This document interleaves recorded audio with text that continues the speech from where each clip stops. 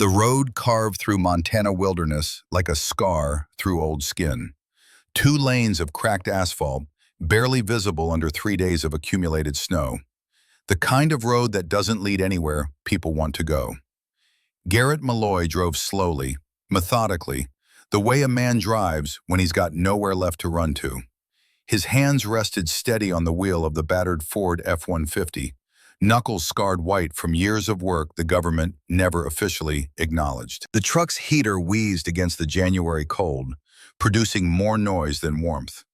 Beside him, Stryker sat motionless in the passenger seat. The Malinois held the posture of a soldier at attention, even in rest. Ears pitched slightly forward, eyes tracking the tree line beyond the frost-covered windows. The tactical harness across his chest bore no insignia, no unit markers, just worn nylon and faded stitching from 1,000 missions nobody could talk about. The dog hadn't barked in 3 days, not since they'd crossed the state line, not since Garrett had sold everything he owned except the truck, the dog, and 40 acres of Montana dirt he'd bought sight unseen from a foreclosure auction. 40 acres, $112,000, every penny he'd saved in 15 years of service. Gone. The kind of decision a desperate man makes when the walls start closing in and the nightmares won't stop, and the pills the VA hands out like candy don't do anything except make the world feel like you're watching it through dirty glass. Garrett didn't regret it. He just wasn't sure yet if it was salvation or surrender. The GPS on his phone had stopped working 6 miles back. No signal, no service. Just blank blue screen and a spinning wheel that promised connection but delivered nothing. He turned it off, followed the paper map spread across the dashboard instead. The old-fashioned way. The way he'd learned before satellites and drones made war feel like a video game played from 7,000 miles away. The town appeared without warning. One moment, nothing but trees and snow. The next, a cluster of buildings huddled together like refugees from a dying century. A gas station with 2 pumps.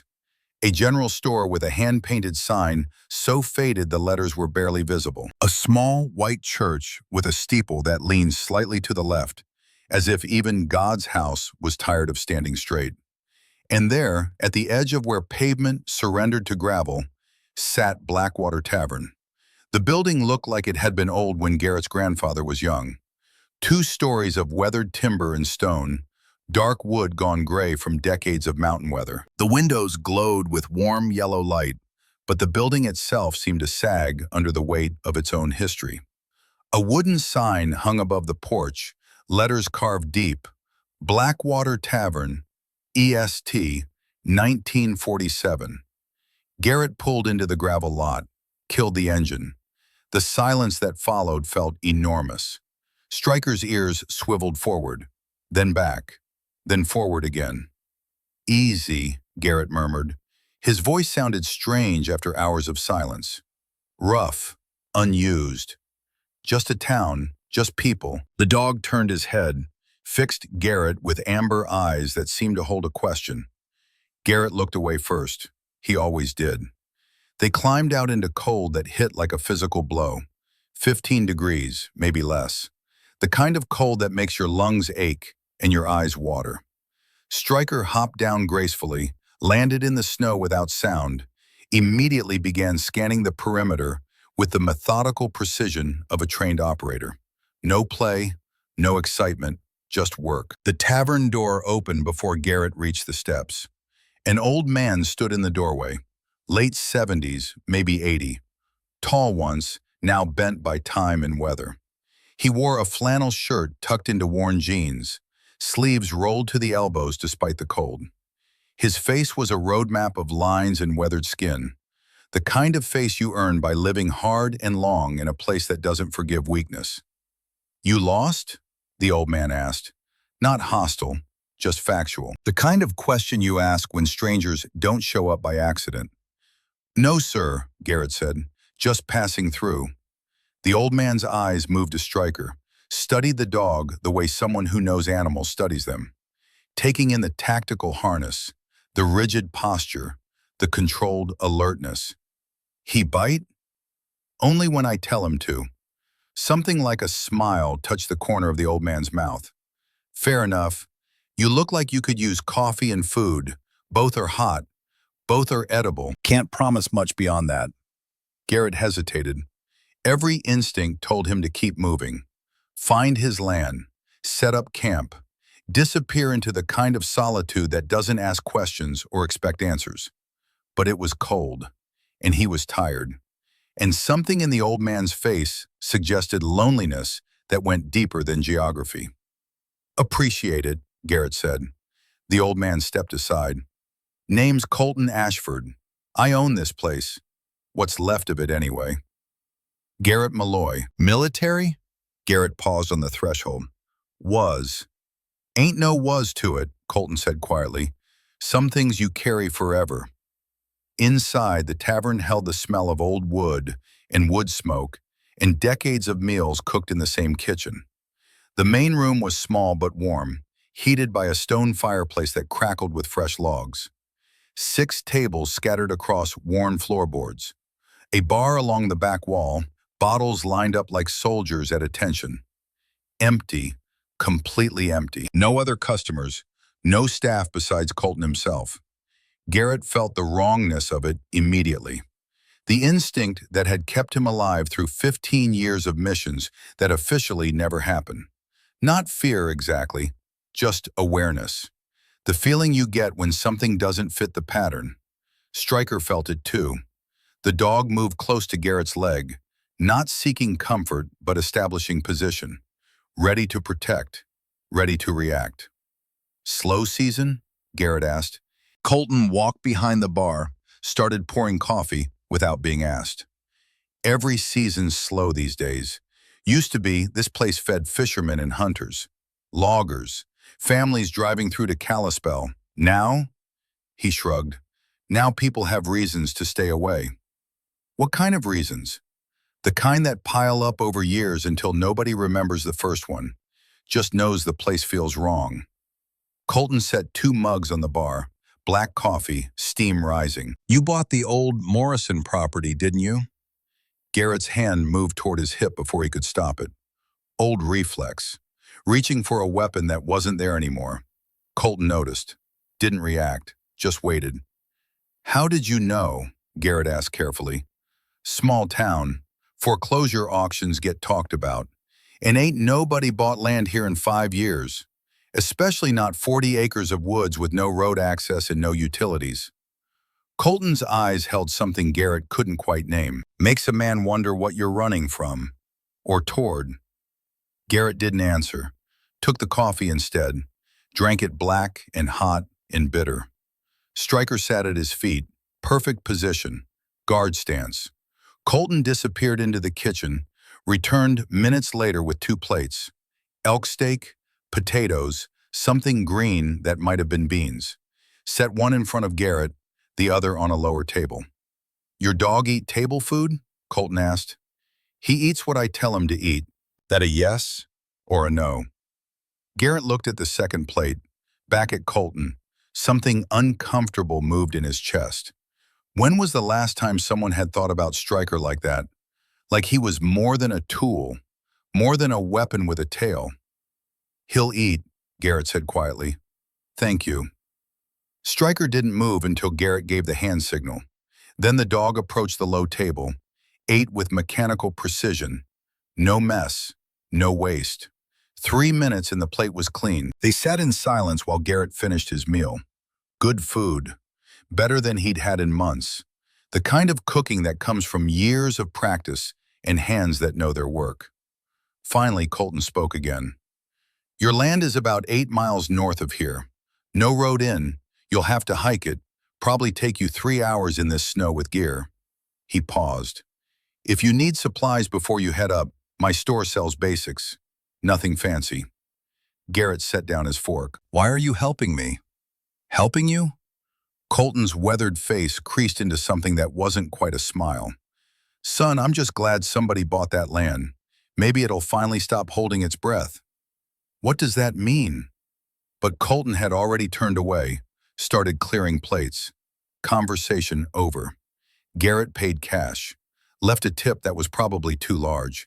Colton didn't comment, just nodded once. The kind of nod that passes between men who understand silence is sometimes kinder than words. Outside, the temperature had dropped another 5 degrees. The sun was setting behind the mountains, turning the sky the color of old bruises, purple and gray and that particular shade of blue that only exists in winter.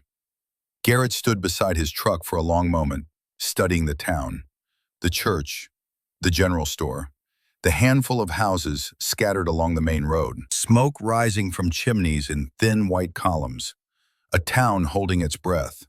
He didn't know what that meant, but he knew Colton believed it. Stryker jumped into the truck bed without prompting, settled into position with his back against the cab, keeping watch, always keeping watch. Garrett climbed behind the wheel, started the engine. The road north was barely visible, more suggestion than actual path. He followed it anyway, the truck's headlights cutting yellow cones through the gathering dark.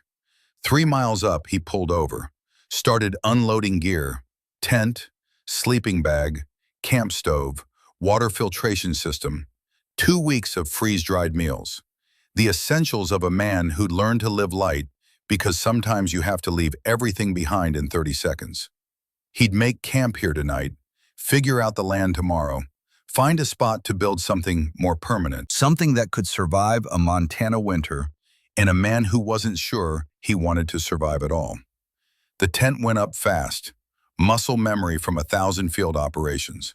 Stryker circled the perimeter twice, marked 3 trees, returned to sit by the tent entrance.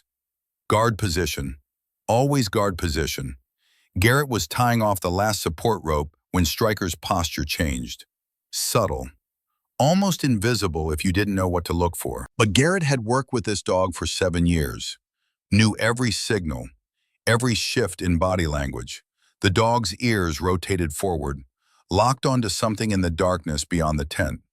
Then slowly, deliberately, Stryker lifted his right front paw, tapped it against the frozen ground. Once, twice, 3 times. The signal they developed in Kandahar when audio communication was impossible. The signal that meant danger, threat, something wrong. Garrett's hand moved to his belt, found nothing. No sidearm, no rifle, nothing but a folding knife and the training that made him a weapon without needing one. "What is it?" he whispered.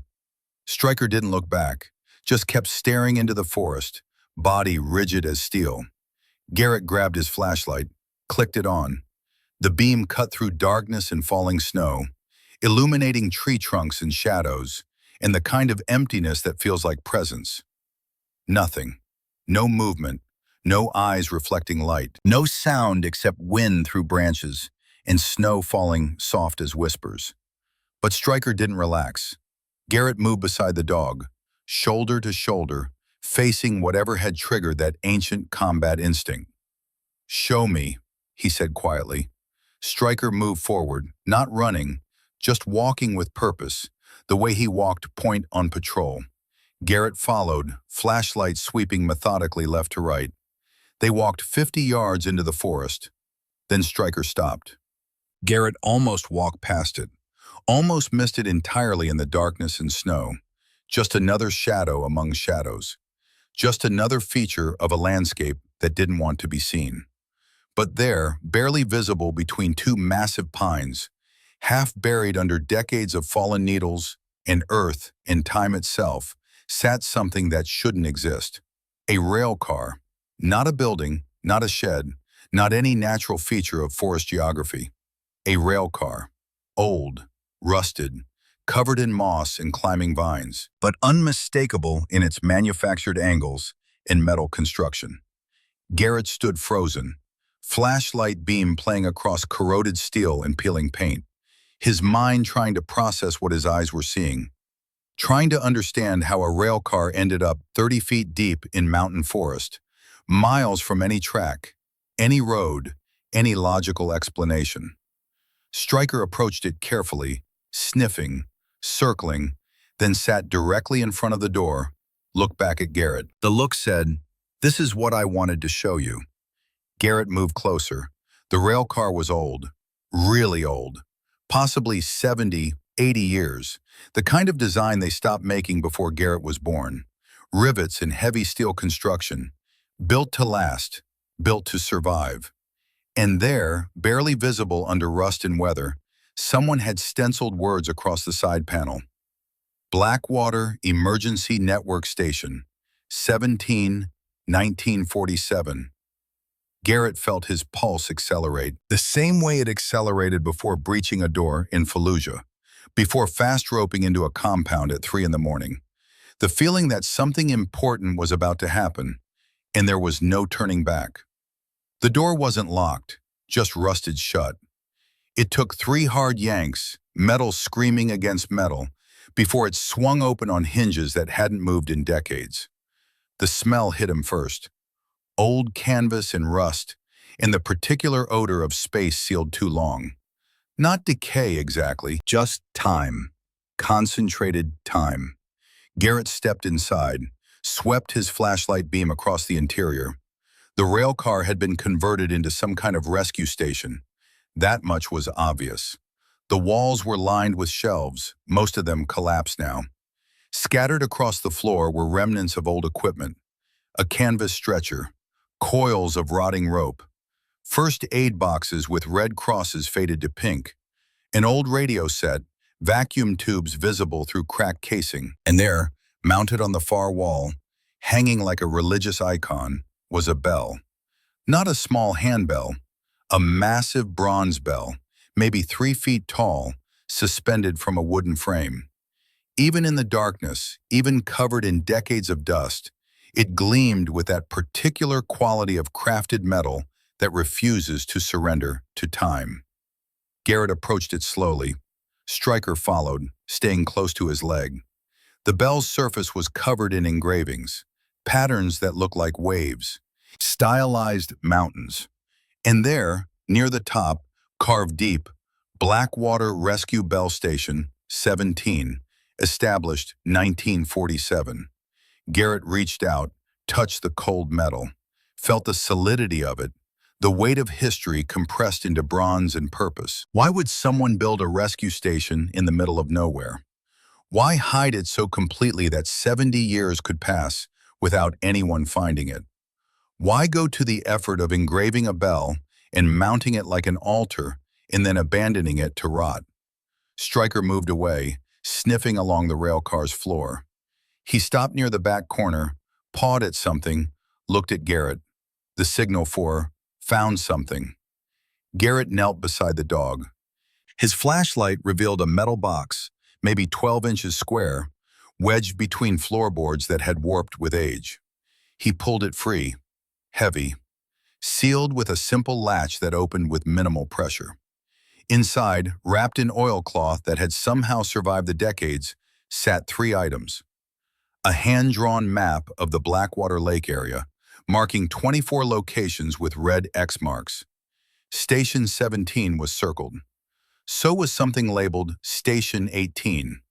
A brass key engraved with the number 17. And a journal, leather-bound, pages yellowed but intact. Garrett opened the journal with careful hands. The handwriting inside was precise, almost mechanical. Military training, probably. Each entry dated, each entry signed. He flipped to the last page. The date read, October 14th, 1980. The entry was short. If you're reading this, I failed.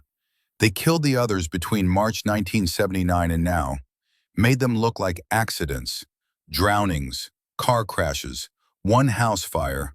But I know better. We all knew better after we found what they dumped in the lake. Thomas knows. He's the only one left besides me. Tell him I'm sorry I couldn't finish it. The company poisoned Blackwater Lake in 1978. Industrial waste from the northern facility. We found the drums. We documented everything. We were going to go public. Then they started eliminating us. I'm next. I can feel it. The brake lines on my truck were cut yesterday. Fixed them myself, but they'll try again. If you find this, know that we tried. We really tried. The bell will guide whoever comes next. That's what my father always said. The bells protect the truth. Tell my son I loved him. Tell him his father died trying to do what was right. Tell him the Drakes always serve the truth, even when it cost everything. The bells will guide you. Declan Drake. October 14th, 1980. Garrett sat back on his heels, reread the entry twice, then looked at the map, studying the locations marked. 24 stations, 24 bells. Some kind of rescue network built around Blackwater Lake in 1947. And in 1978, something happened. Something bad enough that people died to keep it secret. Stryker whined softly. Not distress, just acknowledgement. The sound he made when he sensed Garrett's emotional state shifting. I know, buddy, Garrett said quietly. I know. He gathered the items carefully, put them back in the box, closed the latch. They needed to talk to Colton Ashford. The old man had said the town had reasons people stayed away, had mentioned the land holding its breath. He'd known. Somehow, Colton had known. Garrett stood, tucked the metal box under his arm, started toward the door, then stopped. There, scratched into the wall beside the bell, almost invisible in the dust and shadow, someone had carved words. Recent, maybe. The edges still sharp. The words read, "They're still watching." Garrett felt ice water flood his veins. Not fear, something older than fear. Combat instinct. The awareness that he just walked into something bigger than a mystery. Something that still had teeth. Stryker growled. Low. Controlled. The growl that preceded action. Let's go, Garrett said. They moved quickly back through the forest. Not running, but not lingering.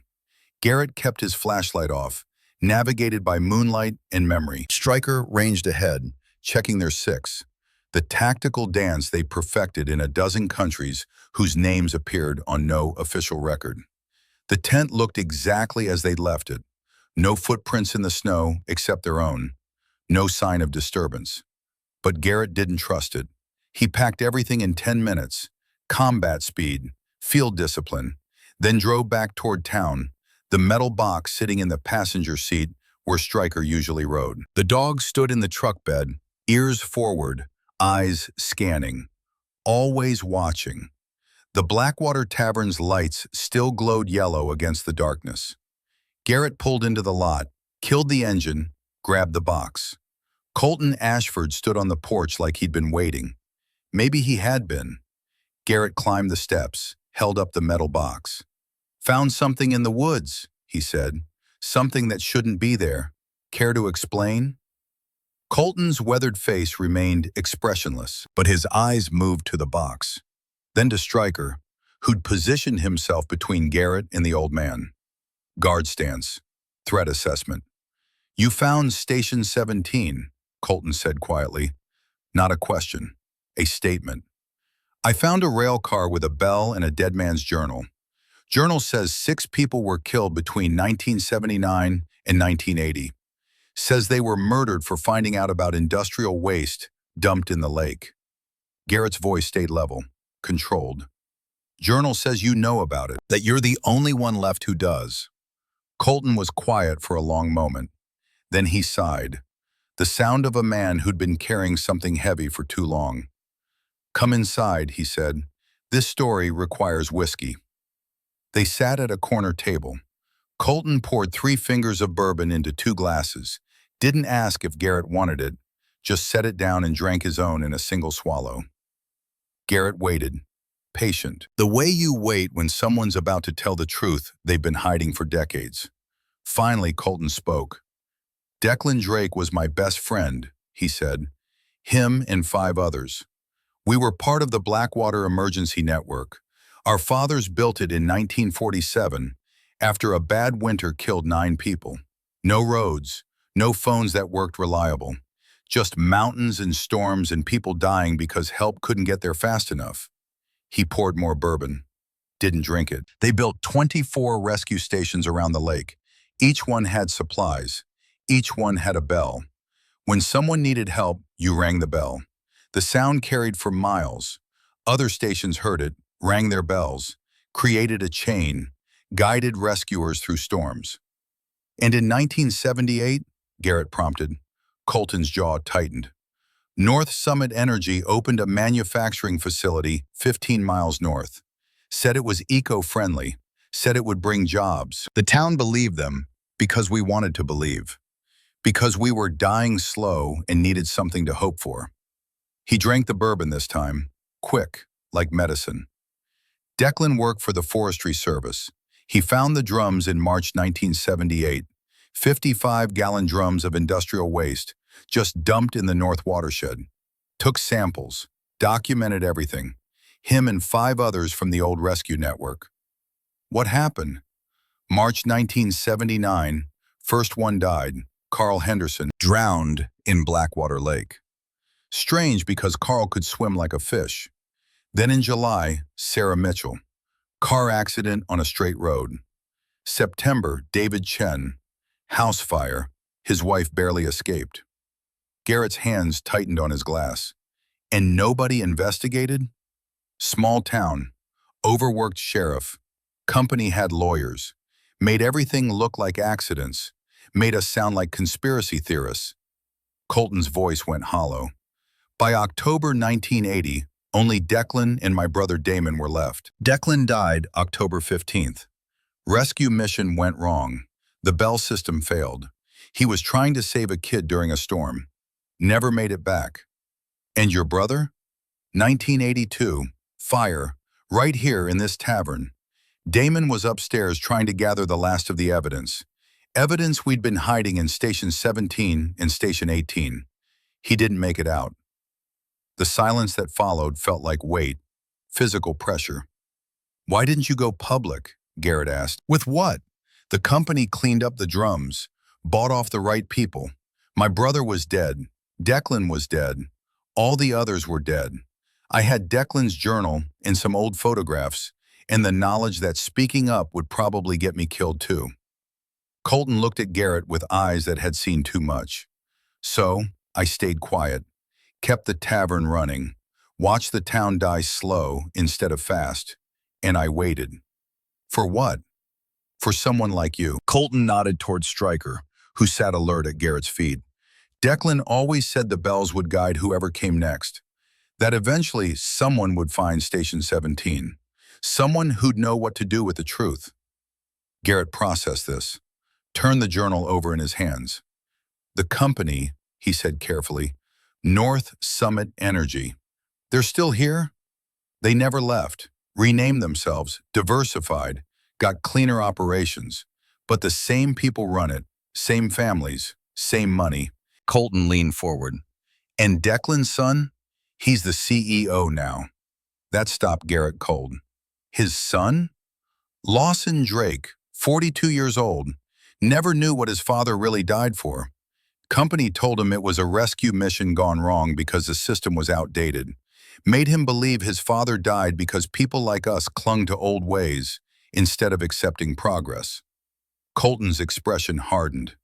They turned Declan's death into propaganda for shutting down the rescue network completely. Garrett sat back, felt the implications spreading like cracks in ice.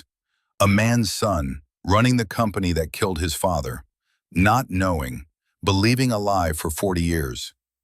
He needs to know, Garrett said. Knowing might kill him, or it might kill you for telling him. Colton refilled both glasses. This isn't your fight, Garrett. You came here to disappear, to find peace. Don't let this place pull you into wars that ended decades ago. Garrett looked at Stryker. The dog's amber eyes looked back.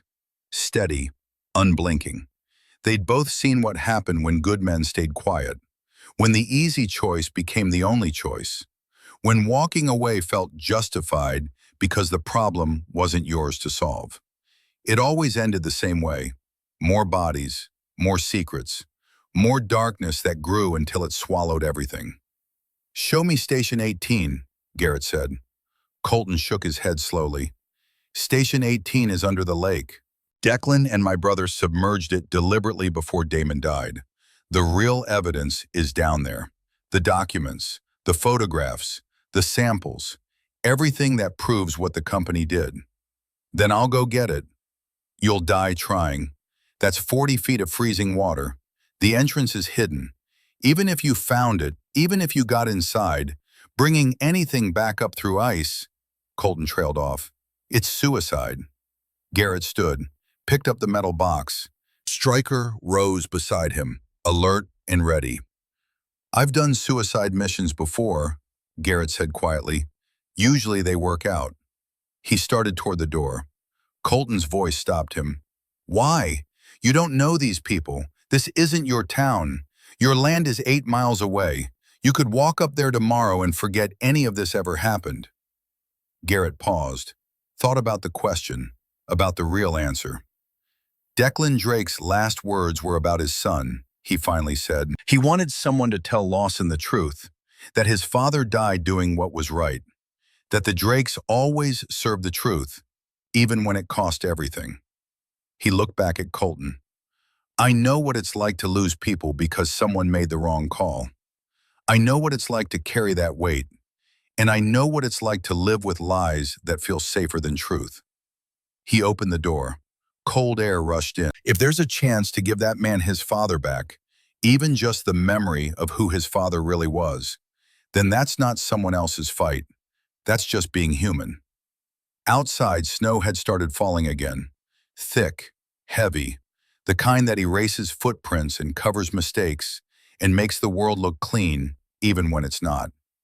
Garrett loaded Stryker into the truck, started the engine, sat for a moment, hands on the wheel, staring at nothing. The dog whined softly. I know, Garrett said. I know it's not smart. I know we came here to disappear. Stryker laid his head on Garrett's shoulder, the gesture of trust, of partnership, of a bond that went deeper than training or tactics. Garrett reached up, scratched behind the dog's ears. But maybe disappearing isn't the same as hiding, he said quietly. Maybe disappearing means becoming someone new, someone who doesn't walk away. He put the truck in gear, drove slowly through the empty streets of Blackwater, past the church and the general store, and the houses where families slept, unaware that 40 years of lies were about to crack open. Tomorrow he'd start planning, figure out how to get to Station 18, how to bring back evidence without dying in the attempt. Tomorrow he'd probably make enemies of powerful people who'd already killed 6 people to keep their secrets. Tomorrow, everything would change. But tonight, driving through snow-covered wilderness with a dog who refused to abandon him and a dead man's journal on the seat beside him, Garrett Malloy felt something he hadn't felt in 5 years. Purpose. Not peace, not yet, but purpose was a start. Behind them, the lights of Blackwater Tavern grew smaller in the rearview mirror. But they didn't disappear. They stayed visible, a small point of warmth against the darkness, like a signal, like a bell ringing silent across the years, waiting for someone to answer. The Blackwater County Library occupied a single-story brick building that looked like it had been apologizing for existing since 1962. Garrett pushed through glass doors that stuck in their frames, Stryker padding silently beside him. Inside, the smell of old paper and industrial cleaner hung thick in the air. 3 rows of metal shelves, 2 computer terminals that probably couldn't run anything made after Windows XP, and behind the circulation desk, a woman in her late 30s who looked up from a stack of returned books, with eyes that said she'd learned to expect nothing good from strangers. "Help you?" she asked. Not unfriendly, just cautious. Garrett approached slowly, keeping his body language open, non-threatening, the way you approach someone who's been hurt before and knows it might happen again. "Looking for historical records," he said, "specifically anything about Blackwater Lake from the 1970s and 80s. The woman's expression shifted, something guarded moving behind her eyes. "That's pretty specific," she said carefully. "You a researcher?" "Just someone interested in local history. We don't get many of those." She stood, brushed dust from her cardigan. "I'm Sheriff Willa Brennan, also the librarian on Tuesdays and Thursdays. Small town means everyone wears multiple hats." Garrett reassessed. Sheriff. That explained the awareness in her posture, the way her eyes had cataloged him in Stryker in 3 seconds flat. "Garrett Malloy," he said. I bought the Morrison property up north. I heard. Willa came around the desk. Whole town heard. Like I said, small town. Your dog allowed in here? He's a service animal. What kind of service? The kind that keeps me alive. Willa studied Stryker for a long moment. The Malinois sat perfectly still, meeting her gaze without aggression or submission. Just professional assessment between two working animals. Fair enough, she said finally. The records you want are in the basement. Environmental reports, town council minutes, newspaper archives. Most of it's on microfiche. Some of it's just boxes of paper nobody's touched in 40 years. She led them through a narrow doorway, down concrete stairs that echoed with their footsteps. The basement was exactly what Garrett expected. Low ceilings, fluorescent lights that buzzed, metal shelving units stretching into shadows. This is everything from 1970 to 1990, Willa said, gesturing to 3 full shelving units. Not organized worth a damn, but it's all here, theoretically. Theoretically? Some things went missing over the years. Files that should exist but don't. Reports that got misfiled or lost or deliberately removed. She paused. You want to tell me what you're really looking for? Garrett considered his options. Decided truth was easier than lies. At least partial truth. Found something on my property. Old rescue station from the 1940s. Got curious about the history. Station 17, Willa said quietly. Garrett's hand moved toward his hip again. That same reflex. Reaching for security that wasn't there. Willa noticed. Of course she noticed. Relax, she said. I'm not your enemy. My father was part of the rescue network, Davis Brennan. He drowned in Blackwater Lake in July 1979. They said it was an accident. Her jaw tightened. He could swim 5 miles without breaking a sweat. The silence between them changed, became something else. Recognition, shared loss, the understanding that passes between people who both lost someone to lies dressed up as accidents. I'm sorry, Garrett said. So am I. Willa pulled a box from the shelf, set it on a nearby table. Environmental impact reports from 1978, or what's left of them. Pages are missing. Data is redacted. But there's enough to see the pattern if you know where to look. She opened the box. Inside, manila folders stacked in no particular order. Garrett began pulling them out, scanning contents. North Summit Energy, site assessment, watershed analysis, all dated 1978, all heavily redacted. Black marker covering names, dates, specific locations. But here and there, fragments remained, enough to piece together a story. Chemical composition consistent with industrial solvents. Elevated contamination levels in North Watershed. Recommend immediate remediation. And then, 3 months later, a different report, different author, different conclusion. Further analysis shows contamination levels within acceptable parameters. No remediation required. Site approved for continued operation. Garrett looked up at Willa. Someone changed the findings. Someone with enough power to make the original researcher disappear. Dr. Sarah Mitchell. She was one of the 6. Willa pulled another folder. Car accident, September 1979. Single vehicle collision on a straight road in good weather. No skid marks, no witnesses, just a woman who knew too much, dead at 34. Stryker moved closer to Garrett's leg. Not distress, just presence. The way he'd learned to ground Garrett when memories threatened to pull him under. They spent 2 hours in that basement, going through boxes, finding fragments, building a picture from pieces that someone had worked very hard to scatter. 6 names kept appearing.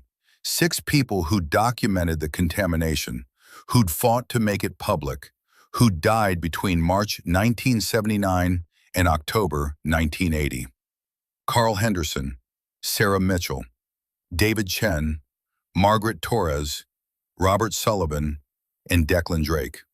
Station 18, Garrett said finally. You know where it is? Willa's expression went carefully neutral.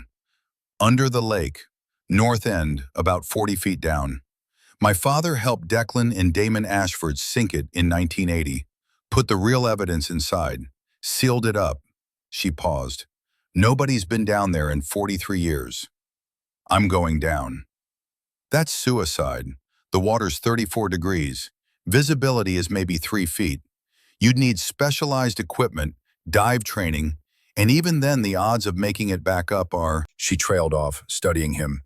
You have dive training. Navy, trained in cold water operations. How cold? Alaska, Norway, cold enough. Willa was quiet for a moment. Then she pulled a key ring from her pocket, worked a small key off the ring, set it on the table. Boathouse at the north end of the lake. There's diving equipment in the locked cabinet. Old but maintained. My father kept it ready in case someone ever— She didn't finish. The key to the cabinet. Garrett picked it up. Why are you helping me?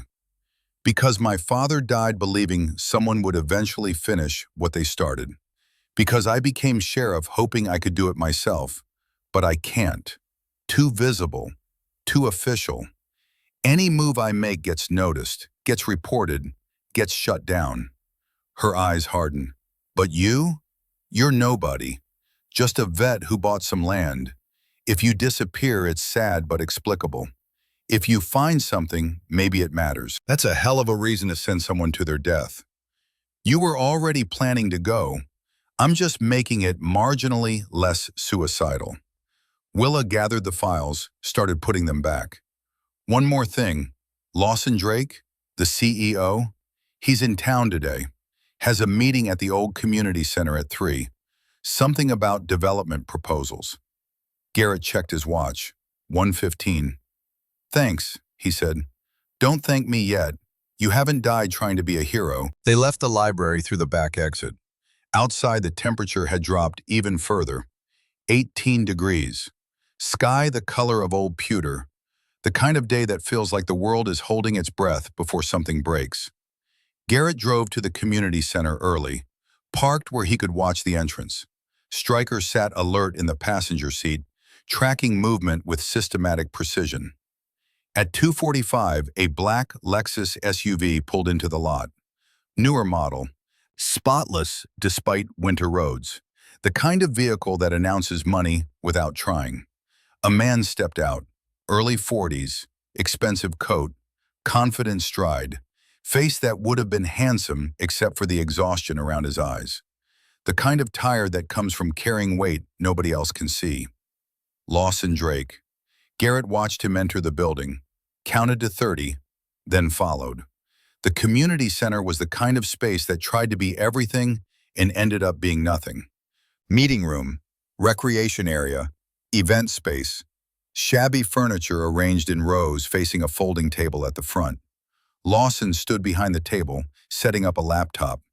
2 other people in the room, town council members probably, looking interested in whatever development proposal was about to be presented. Garrett took a seat in the back row. Stryker settled beside him, invisible, waiting. Lawson looked up. His eyes found Garrett, lingered for a moment. Stranger in a small town. Notable, but not alarming. Yet, the presentation started at 3 exactly. Professional, polished, maps and projected revenue, and phrases like sustainable growth and community investment. North Summit Energy wanted to acquire land around the lake, build a research facility, bring jobs, revitalize the dying town. All they needed was cooperation from local landowners. Garrett watched Lawson's face as he spoke, saw genuine belief there. This wasn't a man hiding corporate malfeasance. This was a man who thought he was saving a town, who believed his company represented progress, who'd spent his whole life trying to honor a father he thought died because outdated systems failed him. The presentation ended at 3:30. The council members thanked Lawson, promised to consider the proposal. They left through the front door, still talking. Lawson started packing up his laptop. Garrett stood, walked slowly to the front. Stryker stayed back, reading the situation. Understanding this was negotiation, not combat. Mr. Drake, Garrett said. Lawson looked up. Polite smile. Professional distance. Can I help you? My name is Garrett Malloy.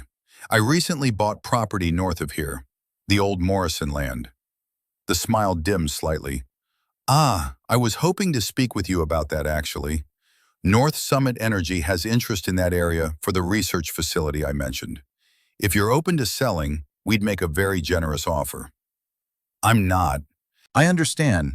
New purchase, attachment to the land. But if you'll consider... Lawson pulled a business card from his wallet. My contact information. When you're ready to discuss it. Garrett didn't take the card. Instead, he pulled out his phone, opened the photo he'd taken of Declan Drake's journal entry, held it up. Recognize the handwriting? He asked. Lawson's expression shifted, confusion, then something sharper. He leaned forward, reading the text on the screen. Garrett watched the color drain from his face, watched understanding hit like physical impact. Where did you get this? Lawson's voice had gone quiet, dangerous. Station 17, old rescue rail car in the forest. Your father left it there, October 14th, 1980, the day before he died. This is... Lawson reached for the phone. Garrett pulled it back. Your father didn't die because the rescue system failed, Garrett said carefully. He died because he found out North Summit Energy dumped industrial waste in Blackwater Lake in 1978. He died because he and 5 others tried to expose it. He died because someone made sure the bell system failed that night. Lawson stared at him, face going from pale to flushed, hands trembling slightly. You're lying. I found his journal. I found the map marking all 24 stations. I found the evidence he and the others collected before they started dying. Garrett's voice stayed level, calm. March 1979 to October 1980. 6 people, all made to look like accidents. This is insane. You're insane. My father died during a rescue mission. The system was outdated. The company had nothing to do with it. But Lawson's voice lacked conviction, doubt spreading like cracks in ice. Colton Ashford was there. He knows what happened. So does Sheriff Brennan. Her father was one of the 6 who died. Garrett paused. Your father's last words were about you. He wanted you to know he died doing what was right, that the Drakes always served the truth. Lawson grabbed the edge of the table, knuckles white, breathing hard. Get out, he said quietly. Mr. Drake, get out, louder now. I don't know who you are or what you want, but you're wrong. You're wrong about everything. And if you keep spreading these lies, if you keep trying to damage my company's reputation with conspiracy theories and forged documents, he looked up, eyes hard. Small towns can be dangerous for outsiders. Accidents happen, especially in winter. The threat hung in the air between them. Garrett held Lawson's gaze for 3 long seconds, then nodded once. I'll be at the Blackwater Tavern if you change your mind, he said. I'll be there until I'm not. He turned. Stryker rose, fell into step beside him. They walked out together, leaving Lawson Drake standing alone in the empty community center, hands shaking, world crumbling around foundations he thought were solid. Outside, Garrett's phone buzzed. Text from an unknown number. You shouldn't have done that. Now we have to clean up another mess. He deleted it, started the truck, drove back to the tavern. Colton was waiting on the porch, face grim. Heard you talk to Lawson, the old man said. That was stupid. Had to try. And now? Now he knows someone's digging. Now the people who killed 6 people 40 years ago know their secrets aren't buried as deep as they thought. Colton shook his head. You just painted a target on your back. Good, Garrett said. Rather have them focused on me than hiding in shadows. He went inside. Stryker followed. They'd been there maybe 10 minutes when the radio on the bar crackled to life. Emergency frequency. All units, we have a report of a missing child. 9-year-old male, last seen near the old mining area north of Blackwater Lake. Time missing, approximately 3 hours. Temperature dropping. Search and rescue requested. Colton looked at Garrett. That's Ethan Morrison. His family lives in the last house before the wilderness. Good kid, curious, probably wandered off exploring. Garrett was already moving toward the door. Where's the old mining area? 2 miles north of your land. But Garrett, the temperature's going to hit 10 degrees tonight, maybe lower. If that boy's out there without shelter. Garrett didn't need the sentence finished. He'd seen what exposure did to people, how fast it happened, how final. Call Sheriff Brennan, he said. Tell her I'm heading up. Tell her to organize a proper search team, but not to wait on me. He ran to the truck. Stryker jumped in without prompting. They drove fast as the snow-covered roads allowed, racing against time and cold in the kind of darkness that swallows children whole. The old mining area was a maze of collapsed shafts and unstable ground, dangerous even in summer, potentially lethal in winter. Garrett parked at the nearest safe point, grabbed his tactical flashlight and emergency pack. Track, he said to Stryker. The dog's entire demeanor changed, ears forward, nose down. The transformation from companion to working canine, instantaneous and complete. He circled the area once, twice, then caught something. His body went rigid. He looked at Garrett, then took off into the darkness. Garrett followed, running through snow and scrub brush and terrain that wanted to kill you if you stepped wrong. His flashlight beam cutting wild arcs through the darkness. Stryker's form just visible ahead, moving with purpose. They ran for 15 minutes, Garrett's lungs burning, legs aching, PTSD, trying to drag him back to other missions, other darkness. Other times he'd run toward danger because standing still meant death. Stryker stopped at the edge of a depression in the ground, barked once, sharp, urgent. Garrett reached him, looked down. A mine shaft, partially collapsed. And at the bottom, maybe 12 feet down, a small figure huddled against stone. Ethan, Garrett called. A weak voice answered. Help, please help. The boy was alive, conscious, that was good. But 12 feet down a unstable shaft in 10-degree weather meant time was critical. Garrett assessed the situation with military precision. The shaft walls were loose. A direct descent would trigger collapse. He needed anchor points, needed leverage. He worked fast, secured rope to a nearby tree, tested tension, then called down. Ethan, my name is Garrett. I'm coming down to get you. I need you to stay very still, okay? Don't move unless I tell you to. Okay, the boy said, small voice, scared but trying to be brave. Garrett descended carefully, weight distributed, testing each handhold. Stryker stayed above, watching. The dog's presence somehow steadying even though he couldn't help physically. Garrett reached the bottom. The boy was maybe 9 years old, thin jacket, wet from melted snow, shivering so hard his teeth chattered. Hey, buddy, Garrett said gently. I've got you. We're going up together. He rigged a makeshift harness from the rope, secured the boy, then gave the signal. Stryker understood immediately. The dog moved to the rope's anchor point, added his weight. Not pulling, just creating countertension. Garrett climbed, slow, methodical. The boy strapped to his chest, every muscle screaming. The shaft walls crumbling slightly with each movement. Almost there. 5 feet, 3 feet. Then a rock gave way. Garrett felt himself slip, felt gravity pull, felt the moment where everything could end. Stryker barked, loud, commanding, and somehow, impossibly, Garrett found purchase, found strength, pulled them both up and over the edge and onto solid ground. They lay there for a moment, Garrett's heart hammering, the boy crying quietly, Stryker licking the child's face with uncharacteristic gentleness. You're okay, Garrett said. You're safe now. He called Sheriff Brennan on his cell, gave coordinates, wrapped the boy in his own jacket. Stryker lay down beside Ethan, sharing body heat. The search team arrived 20 minutes later. Paramedics, blankets, Transport.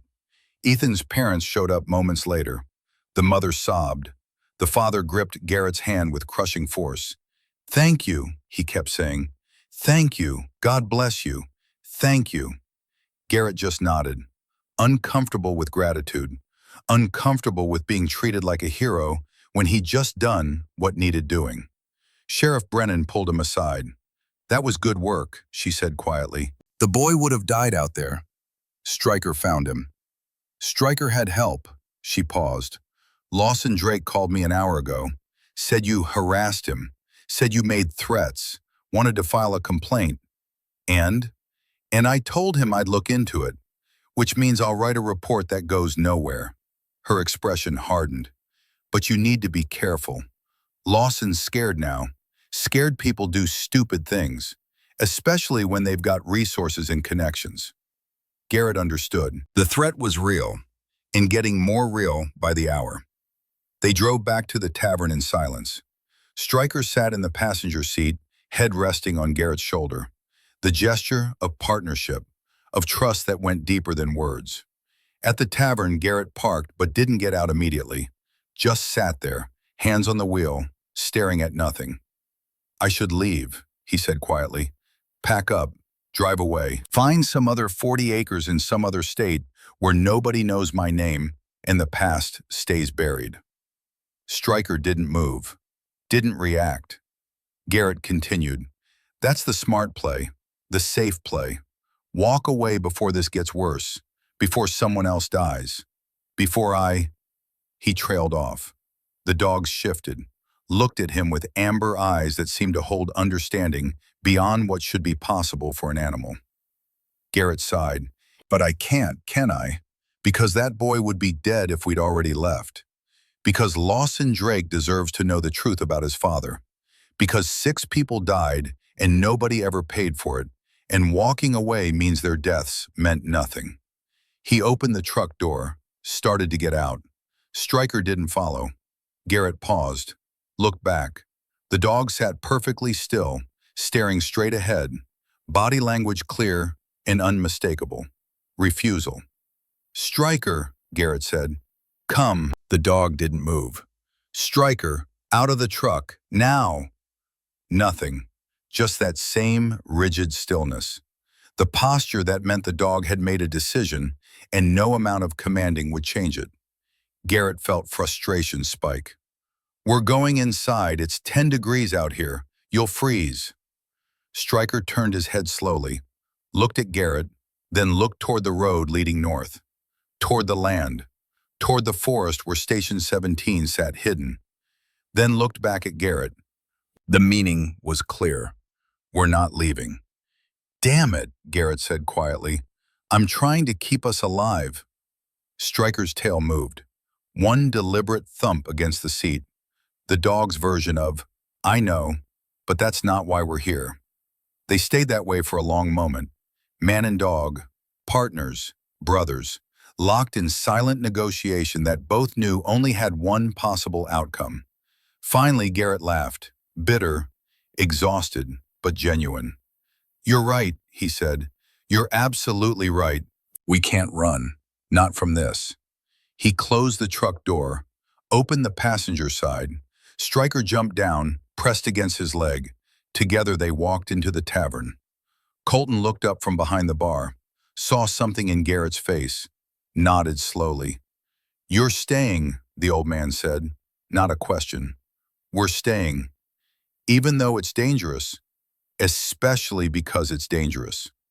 Colton poured 3 fingers of bourbon, slid it across the bar. "Then we need to talk about Station 18, he said. "Because if you're really doing this, if you're really going down there, you need to understand what you're walking into." He pulled out a hand-drawn diagram, the lake, depth markings, and there, in the northwest corner, a detailed sketch of what lay 40 feet below the surface. "Declan and my brother built Station 18 in 1979, Colton said. "After they realized the company was eliminating anyone who knew the truth. They took everything they'd collected, every document, every sample, every photograph, and sealed it inside a watertight chamber." He tapped the diagram. The entrance is here, natural cave formation.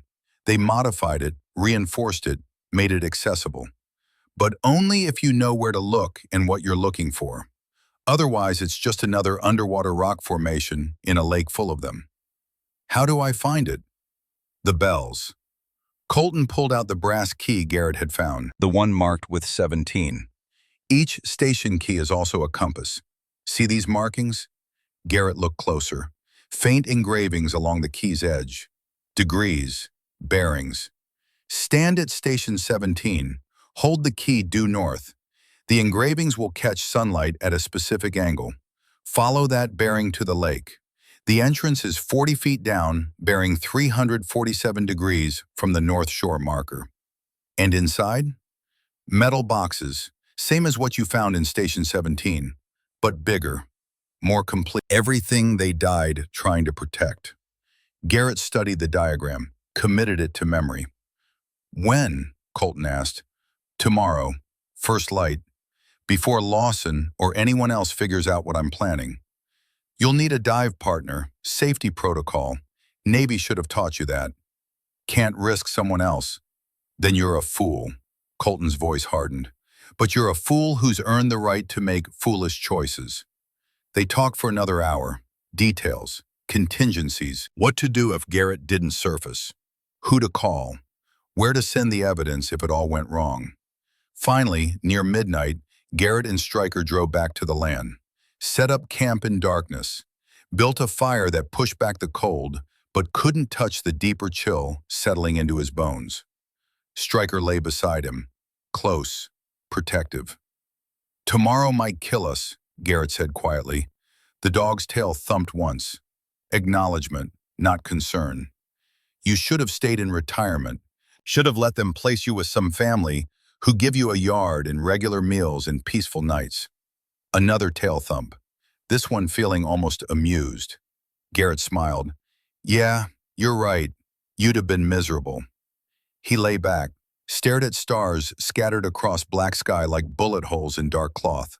Thought about Declan Drake, about 6 people who died trying to do what was right, about a man's son who needed to know his father was a hero, not a victim of outdated systems. Thought about the choice ahead. Dive into freezing water. Risk everything, for people he'd never met, for a truth that might not even matter anymore. Or walk away, live, survive, find that peace he'd come to Montana searching for. Stryker shifted closer, warm presence in the darkness. And Garrett realized the choice had already been made. Hours ago, maybe days ago, maybe the moment he'd found Station 17 and read a dead man's journal and understood that some fights don't end just because the fighters are gone. Okay, he said to the stars and the darkness and the dog who refused to let him quit. Okay, we do this. Tomorrow, we bring those people justice. Stryker's breathing slowed, settled into sleep, but Garrett stayed awake, watching the fire, planning, preparing, knowing that when the sun rose, everything would change. And that there was no going back. Not anymore. Not ever. 12 days since finding Station 17. 8 days since Colton's death. Time compressed into missions. Each day a decision to stay. Dawn came reluctant and cold. The kind of morning that feels like the world hasn't fully committed to daylight yet. Garrett woke to Stryker's nose pressed against his face. The dog's breath warm in the frozen air. 4:30, still dark, but time to move. He broke camp in silence, muscle memory from 1,000 pre-dawn operations. Pack the tent, stow the gear, leave no trace except tire tracks that fresh snow would erase by afternoon. Stryker circled the perimeter one last time, marking territory that was no longer theirs to claim. They drove to the boathouse through darkness so complete it felt solid. The headlights carved tunnel vision through falling snow. Stryker sat alert, tracking movement beyond the windows that Garrett couldn't see. The boathouse sat exactly where Willa had described, north end of the lake, weathered structure that leaned into the wind like a boxer taking punches. The door opened with Sheriff Brennan's key, hinges screaming protest. Inside, the smell of old wood and motor oil in time. A single aluminum boat. Diving equipment hanging on the far wall exactly as promised. Ancient but maintained. Years of careful hands. Waiting. Garrett checked the tank pressure. Full. The regulator. Functional. The wetsuit. Too large, but workable with enough layering underneath. He suited up methodically. Each piece of equipment a ritual. Each buckle and strap a commitment. This wasn't training. This wasn't simulation. 40 feet of 34-degree water. Limited visibility. Unknown conditions. Professionals died attempting less. But he'd done worse. Deeper. Colder. In places where getting caught meant execution, not just drowning. Stryker watched from the doorway, posture tense, understanding what was happening, even if he couldn't articulate it. Garrett knelt beside the dog, looked into those amber eyes that had seen him through hell and brought him back. "I need you to guard the rope," he said quietly. "Same as always. If I tug 3 times, you pull, no matter what. Even if it seems wrong, even if you think I'm still down there. 3 tugs means pull. Understand?" Stryker's tail moved once. Affirmative. "Good boy." Garrett scratched behind the dog's ears. "Best damn partner I ever had." He loaded the boat. Tank, weights, rope, emergency beacon, flashlight, then pushed off from the dock, rowing with steady strokes toward the coordinates Colton had provided. The lake stretched around him like black glass. No wind, no current, just stillness so profound it felt like the water was holding its breath. Stryker stood on the dock, statue still, watching. Garrett reached the coordinates at 5:45, first light beginning to leak across the eastern mountains. He dropped anchor, tied the safety rope around his waist. His gauge read full. 40 minutes if he was careful, less if things went wrong. 347 degrees from the North Shore marker. He looked back at the dock. Stryker was barely visible through the gathering snow, but Garrett could see him, could feel him. That connection that went deeper than sight. Then he rolled backward into the lake. The cold hit like electricity, every nerve firing, every muscle contracting. His lungs wanted to gasp, but training overrode instinct. Breathe slowly. Regulate. Control the panic before it controls you. He descended methodically. 10 feet, 20, 30. The water darkening with each meter. Flashlight beam cutting visibility down to 3 feet of murky green-black. Particles drifting like snow in his light. 40 feet. The bottom. Garrett oriented himself. 347 degrees. He kicked slowly in that direction, flashlight sweeping methodically, looking for something that didn't belong. Something human-made in a landscape of rock and silt and submerged logs. There, a formation that was too regular to be natural, angular, deliberate, partially hidden by 40 years of sediment, but unmistakable once you knew what you were looking for. Station 18. Someone had carved a cave entrance into an underwater rock shelf, reinforced it with timber that had somehow survived, created a space that water couldn't fully claim. The opening was narrow, maybe 3 feet across, dark beyond the reach of his light. His gauge read 32 minutes remaining. He squeezed through the entrance. The passage opened into a chamber maybe 10 feet across. And there, mounted on the far wall like artifacts in a shrine, sat 3 metal boxes. Sealed, labeled with faded letters. Evidence, documents, samples. 43 years, waiting in darkness, waiting for someone to care enough to risk everything.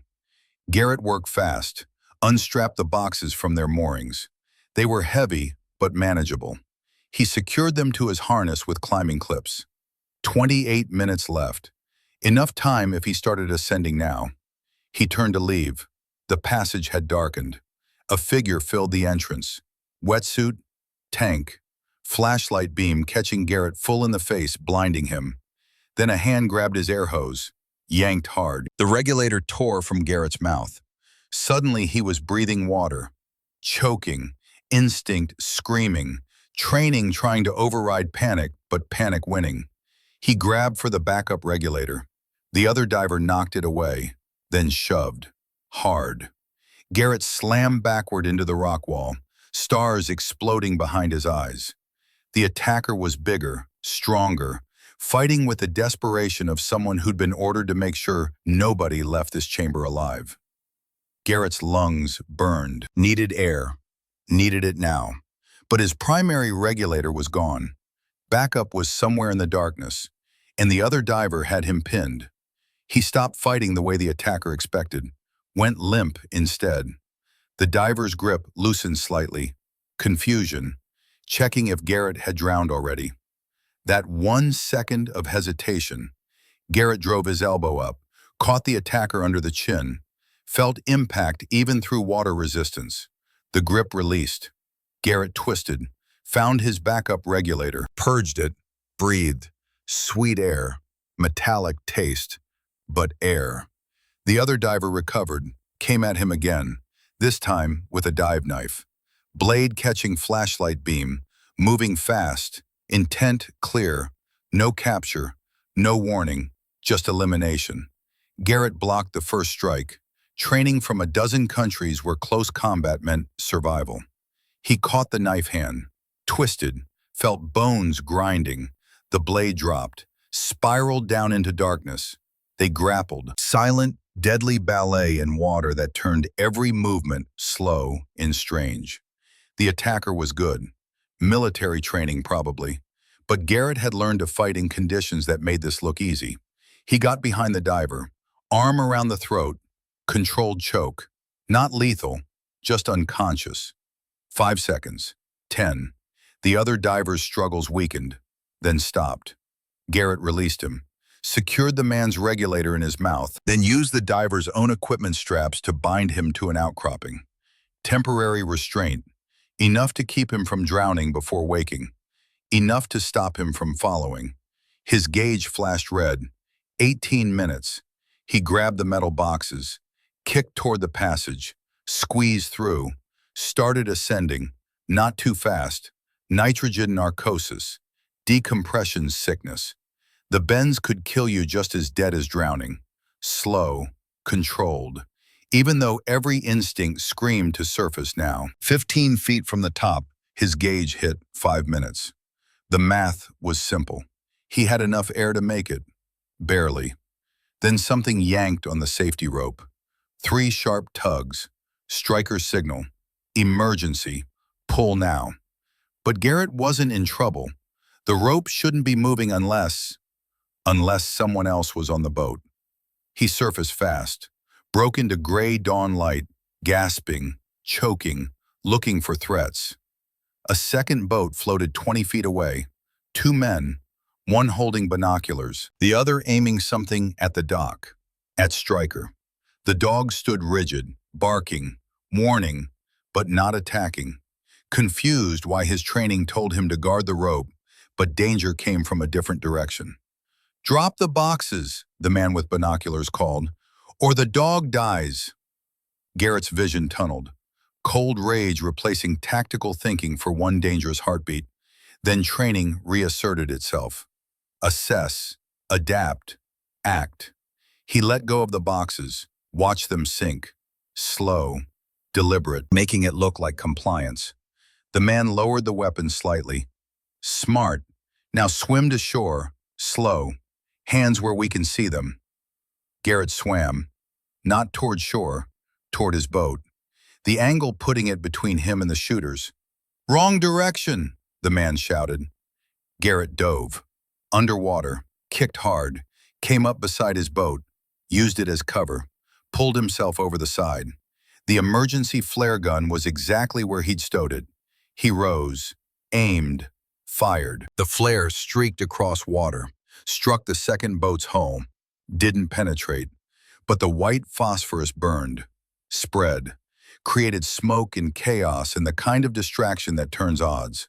The men scrambled, one trying to put out the fire, the other swinging his weapon around, searching for a target through smoke. Garrett started his motor, full throttle, pointed at the dock. A bullet cracked past his ear, then another. But firing from a burning boat at a moving target while trying not to die yourself makes accuracy difficult. He reached the dock. Stryker jumped into the boat before Garrett could even call. The dog's weight nearly capsized them, but Garrett compensated. Turned hard. Open throttle. They raced toward shore. More shots, all missing. Then silence as distance and smoke made them impossible targets. Garrett beached the boat, stripped the wetsuit, pulled on dry clothes with fingers that barely function. Hypothermia setting in despite the adrenaline. Stryker pressed against his side, warm, solid, alive. "Good boy," Garrett said, voice shaking. "You did good." But the boxes were gone. 43 years of evidence, sunk to the bottom of Blackwater Lake. Unless...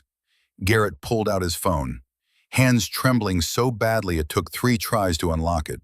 He'd photographed everything, every page, every document, every sample label, loaded to cloud storage before diving.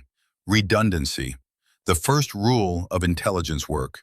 Never rely on a single copy. His phone buzzed. Text from Sheriff Brennan. "Heard shots. You alive?" "Barely. Evidence lost. But I have copies. Digital. Safe." "Get to the station. Now. Lawson's here. Wants to talk."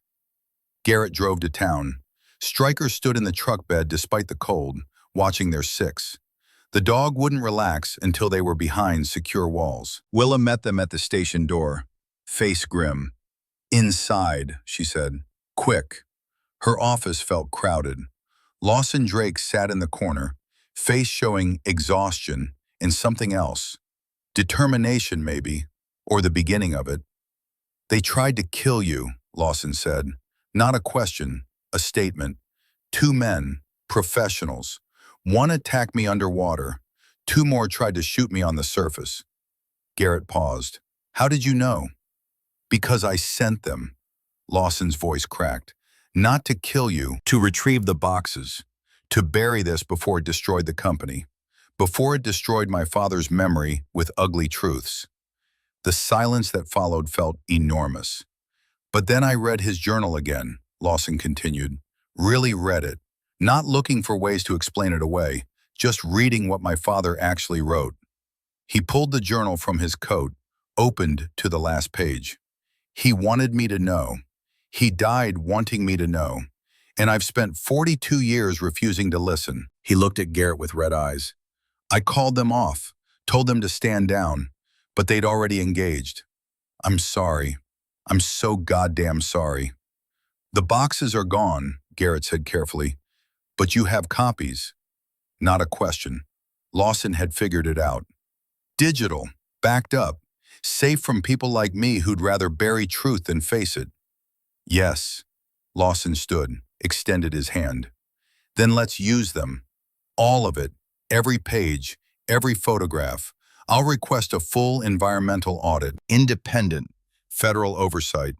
I'll open every file, every record, everything my position gives me access to." "They'll destroy you," Willa warned. "The board, the investors, everyone who's been covering this up for 43 years. Let them try." Lawson's voice had hardened, gone from broken to forged. "My father died for this truth. I'm not letting it stay buried." Over the next hour they planned. Garrett shared the digital files. Willa contacted the EPA. Lawson drafted letters to federal agencies. Each word, each action, another step away from lies and toward whatever waited on the other side of truth. At noon, Lawson left to meet with his board of directors. Face set, prepared for war. 2 hours later, Willa's phone rang. She listened, face going pale, then hard. "Understood. We're on it." She hung up, looked at Garrett. "Derek Strand, the diver who attacked you. Willa arrested him at the Canadian border 30 minutes ago, fleeing with $50,000 in cash and a one-way ticket to Costa Rica." She paused. "He's already talking, offered full cooperation, named North Summit security director as the one who hired him. Named 3 other contractors who'd handled problems over the years." The dominoes are falling, Garrett said quietly. Fast. The FBI's involved now. They're treating it as conspiracy, obstruction. Maybe RICO if the pattern goes back far enough. Garrett's phone rang. Lawson. The board forced me to resign. His voice was surprisingly calm. Effective immediately. They're claiming I had a mental breakdown, that I'm making wild accusations to avoid responsibility for poor management.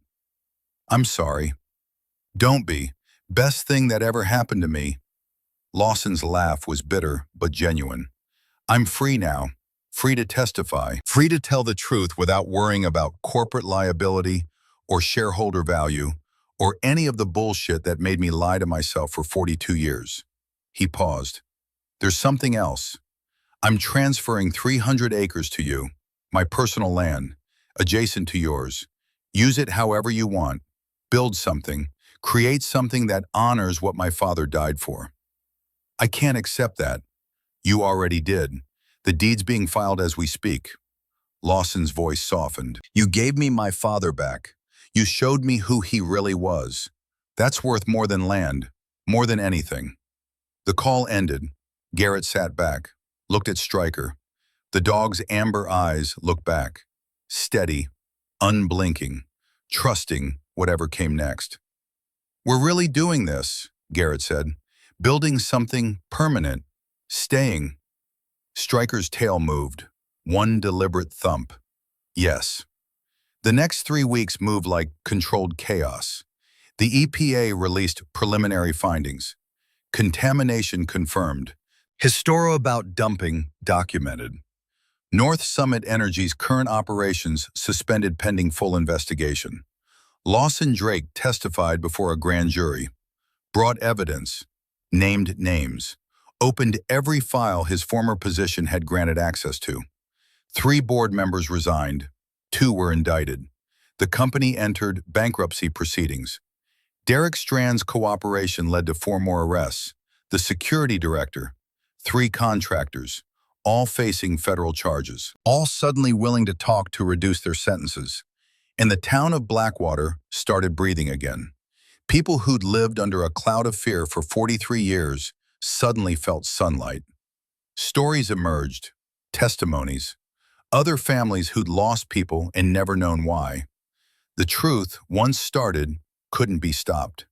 6 weeks after diving into Blackwater Lake, Garrett stood in the town square.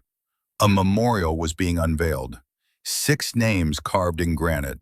Carl Henderson, Sarah Mitchell, David Chen, Margaret Torres, Robert Sullivan, Declan Drake. And beneath their names, they served the truth when it cost everything. We remember. The families were there, children who'd grown up without parents, spouses who'd carried grief alone. All of them finally able to mourn properly, to know their loved ones hadn't died for nothing. Lawson spoke, voice steady despite tears. My father believed the bells would protect the truth, he said. He was right. It just took 43 years for someone to hear them. He looked at Garrett, nodded once. After the ceremony, Colton Ashford's nephew approached. Young man, late 20s. He handed Garrett an envelope. Uncle Colton left this. Instructions were to give it to you if you survived long enough to see the memorial built. Inside was a deed, the Blackwater Tavern, and a note in Colton's handwriting. The tavern was never mine. It belonged to the network, to the truth. Now it's yours. Use it to build what we couldn't, what Declan died trying to protect. Make it mean something again. C.A. Garrett looked at the building, at the sign, at the foundation that had stood for 79 years. Training facility, he said to Stryker, for veterans, K-9 teams, search and rescue, everything the old network was, modern version. The dog's ears swiveled forward. Approval. That evening, Garrett and Stryker walked the land. All 340 acres now, enough space to build something real, something lasting. He stood at Station 17. The old rail car still sat there, rusting, but not forgotten. Not anymore. Plans were already forming. Restore it. Make it the centerpiece. a monument to people who'd believed truth mattered more than safety. His phone rang. Unknown number. "Mr. Malloy?" A woman's voice, professional. "This is Jennifer Torres. Margaret Torres was my mother. I'm sorry for your loss." "Thank you. I just wanted to say, for 42 years I thought she died in an accident. Now I know she died fighting for something that mattered." Her voice strengthened. "If you need anything for your academy, donations, support, volunteers, call me. My mother spent her life serving this community. I'd like to honor that." 3 more calls came that night. More families, more offers. A community waking up, remembering what it used to be, deciding what it could become. Garrett sat by the fire, Stryker beside him, and for the first time since Afghanistan, since the tunnel collapse and the screaming and the failures that still woke him some nights, Garrett felt something close to peace. Not peace through escape, not peace through forgetting, peace through purpose. 3 months later, the Blackwater Rescue Academy opened. 20 veterans in the first class, 12 K-9 teams, instructors from across the country who believed in what Declan Drake had died protecting. The opening ceremony took place at Station 17, the old rail car restored, the bell polished until it gleamed like captured sunlight. Garrett stood before the assembled crowd, Lawson beside him, Willa, the families of the 6, town council members, state officials, federal observers. "This bell rang for the last time in 1980, Garrett said, his voice carried across the clearing, strong, certain. It was supposed to guide rescuers through storms. Instead, it became a memorial to people who died trying to save their town." He gripped the rope. "Today we ring it again, not for emergencies, not for storms, but for hope, for the idea that communities can protect each other, that truth matters, that some fights are worth fighting even when the odds say run." He pulled. The bell rang, deep, resonant, the sound carrying across the lake, across the mountains, across 43 years of silence. And in the distance, faint but unmistakable, other bells answered. Station 2, Station 5, Station 9, Station 12. All across Blackwater Lake, communities had found the old stations, restored the bells, connected the network that had been broken. 23 bells ringing in harmony. The sound was enormous, overwhelming, like the mountains themselves singing, like the earth itself remembering what it meant to protect its people. Stryker sat beside Garrett, and for the first time since they'd arrived in Montana, the dog's tail wagged without restraint. Pure joy, pure satisfaction. The mission was complete. Later, as the crowd dispersed in the sunset behind the peaks, Garrett walked the perimeter one last time, checking, securing, the habits of a lifetime in service. Lawson approached. "Thank you," he said quietly, "for all of it. Your father did the hard part. I just finished what he started." "No." Lawson's voice was firm. "He started it, but you made people care again. You made them remember why community matters, why truth matters." He paused. "The Academy is going to help a lot of people. Veterans who need purpose, dogs who need work, communities that forgot how to protect each other. That's the idea." They stood in comfortable silence. 2 men who'd been enemies, then allies, now something approaching friends. "What's next for you?" Lawson asked. Garrett looked at the land, at the buildings rising, at the training grounds taking shape, at Stryker investigating every corner with professional thoroughness. "This," he said simply, "building, teaching, making sure what your father died for means something. It already does. Then making sure it keeps meaning something." Lawson extended his hand. They shook, the grip firm, honest. Then Lawson left, drove toward whatever life came after losing everything and gaining the truth. Garrett whistled. Stryker trotted over. They walked together toward the cabin Garrett had built. Small, efficient, home. Inside, warmth, A fire in the stone hearth, simple furniture, and on the wall framed the photograph from Station 18. 6 people who'd believed truth mattered more than safety. Garrett studied their faces, a promise that their names would be spoken, their stories told, their sacrifice remembered. Stryker, curled by the fire, sighed, the sound of a job well done. Garrett sat in the single chair, picked up the journal he'd started writing, recording everything: the rescue network, the contamination, the cover-up, the fight to expose truth, but also the victory, the bells ringing, the community healing. He wrote until his eyes grew heavy, then closed the journal, banked the fire.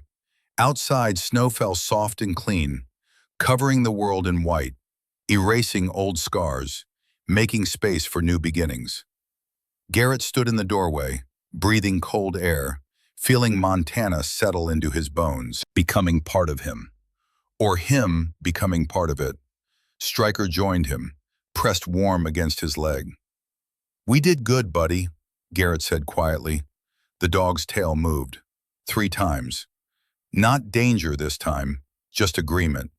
They stood together, man and dog, partners, brothers, looking out at land that was theirs, not through purchase, but through blood and sweat, and refusing to walk away when walking away was easier. In the distance, barely audible, a bell rang. Someone calling for help, the system working the way it was designed to work. Garrett's radio crackled. "Dispatch," one of his instructors. "Boss, we got a call. Lost hiker. North Ridge. You want us to respond?" Garrett looked at Stryker.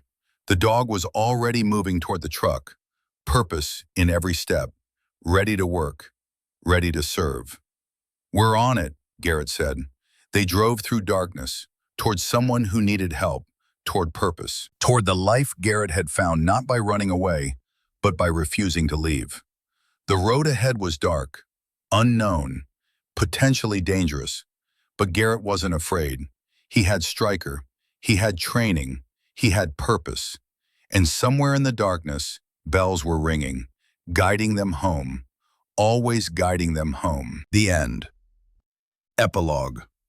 Sometimes miracles don't come as lightning. Sometimes they arrive gentle, like a warning we almost ignored, like a partner who refused to leave, like the courage to stay when running was easier. Garrett Malloy came to Montana to disappear, to hide from failures and nightmares and a past that wouldn't release him. But Stryker wouldn't let him hide.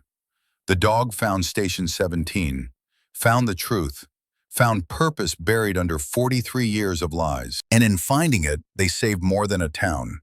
They saved 6 families from living without answers. They saved Lawson Drake from serving the people who'd killed his father. They saved a community from forgetting what it means to protect each other. Maybe that's how God works most often, not changing the world all at once, but placing something faithful beside us and waiting to see if we'll honor it. In your life today, you face moments when leaving is easier than staying, when silence is safer than truth, when fear is louder than conscience. The bells are ringing. The question is whether you'll answer. If this story touched you, share it with someone who needs to hear it. Comment below and tell us what moment stayed with you. Subscribe for more stories of loyalty, faith, and redemption. May the Lord bless you and keep you. May He guide your steps, calm your fears, and place faithful companions on your path when you need them most. Amen. Part 3, Word Count, 4,847. Total story word count, 14,906.